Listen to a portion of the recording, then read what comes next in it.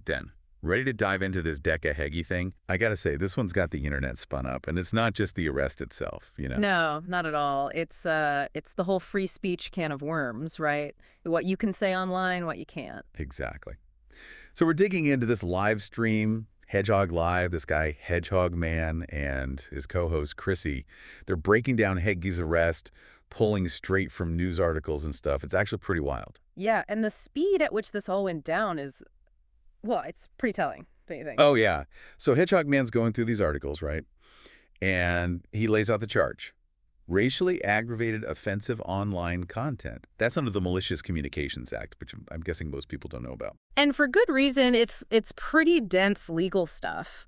But essentially, it makes it illegal to send anything seriously offensive or threatening through, well, pretty much any online platform. So emails, social media, the whole shebang. Pretty much. And the racially aggravated part is important because it means the offense was specifically designed to, stir up hatred based on race. That can mean a much more serious sentence. Wow, okay. And get this, Heggie's actually in custody until his court date, which Hedgehog Man seemed to think was a big deal. Yeah, it's not usually a slam dunk like that. You got to wonder if they're making an example out of him, especially with all the, the climate we're in right now. It's a thought, for sure.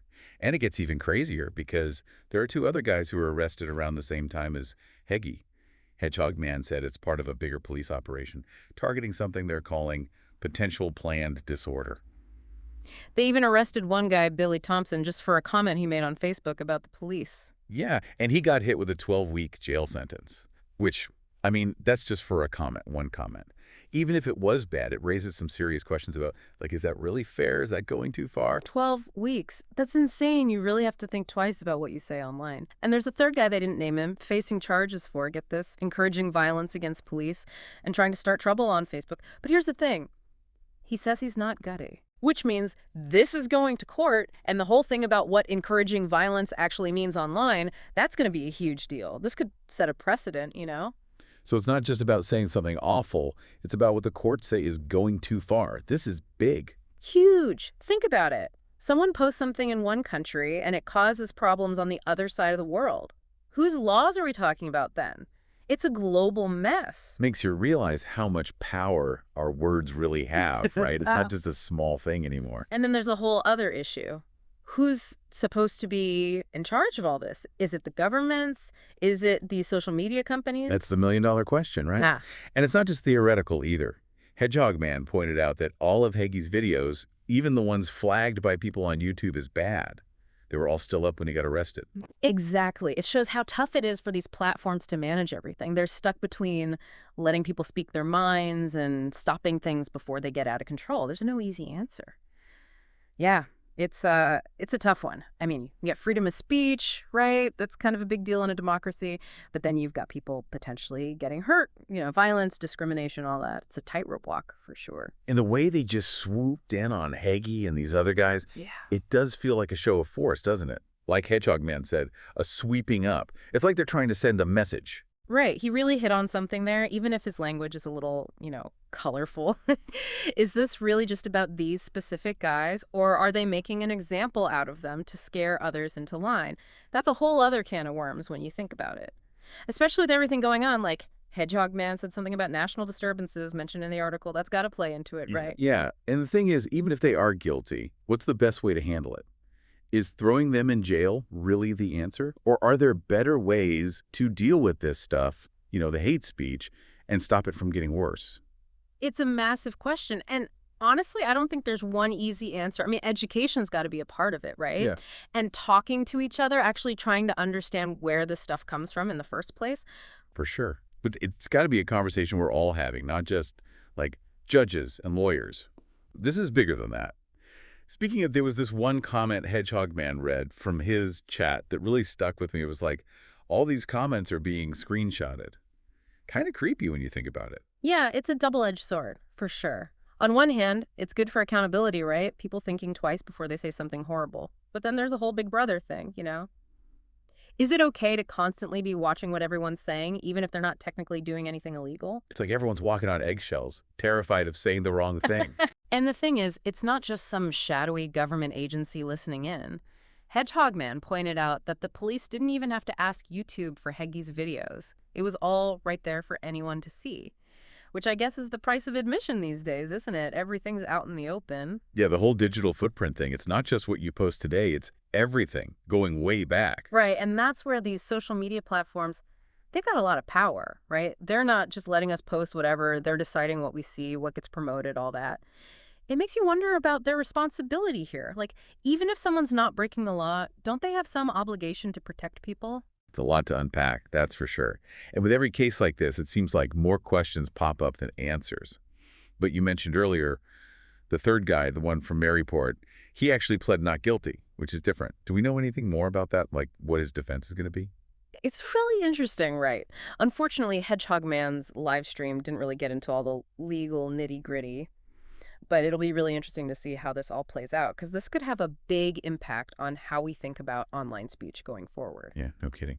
So it sounds like this case, it could come down to how the courts interpret these laws.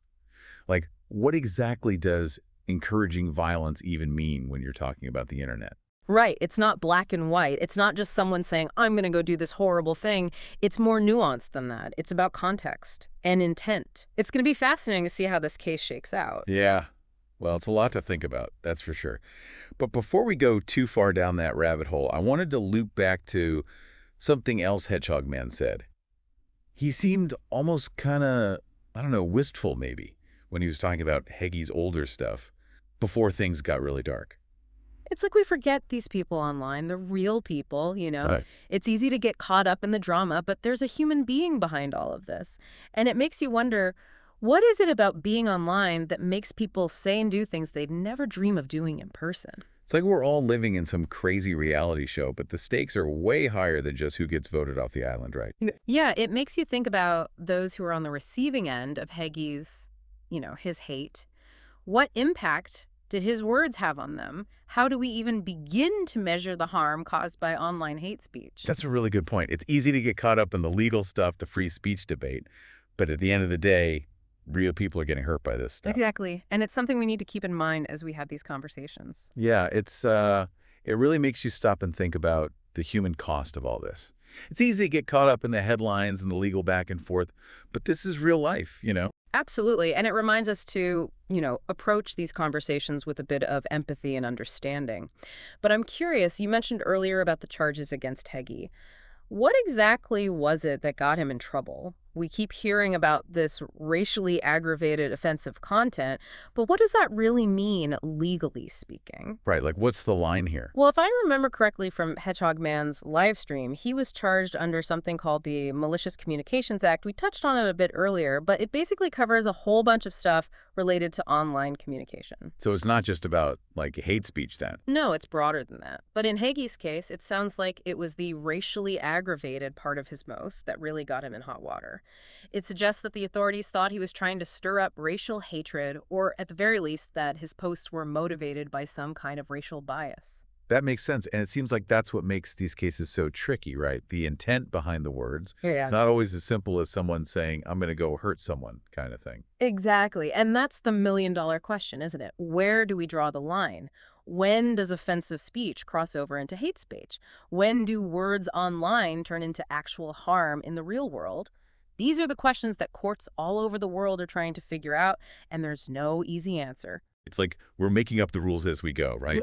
The law is trying to catch up. Social media is changing everything, even what we think of as free speech. It's a whole new world. It really is. And this whole case with Heggie and these other guys, it shows just how fast things are moving. We've got these preemptive arrests, people getting banned from social media as part of their bail conditions, the possibility of serious jail time just for something you said online.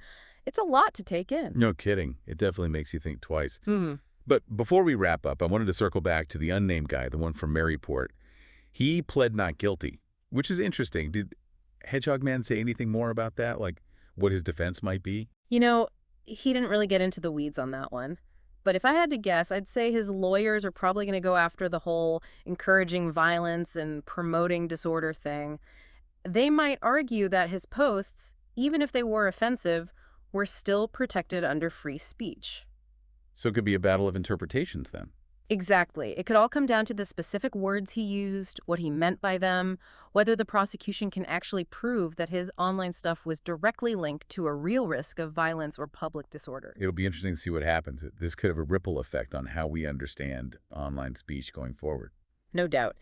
This case, and all the ones we've talked about today, they really highlight how important it is to have these conversations about free speech in the digital age. And not just the legal stuff, but our values, our responsibilities as citizens of this online world. What kind of digital world do we want to live in? Right, one where we can speak our minds, but also keep each other safe. It's a tough balance to strike. You said it. And this case, for all its messiness and complications, it's a good reminder that we've got to keep working at it. Well said. Well, that about wraps up our deep dive into the Decca Heggie case and what it means for free speech online.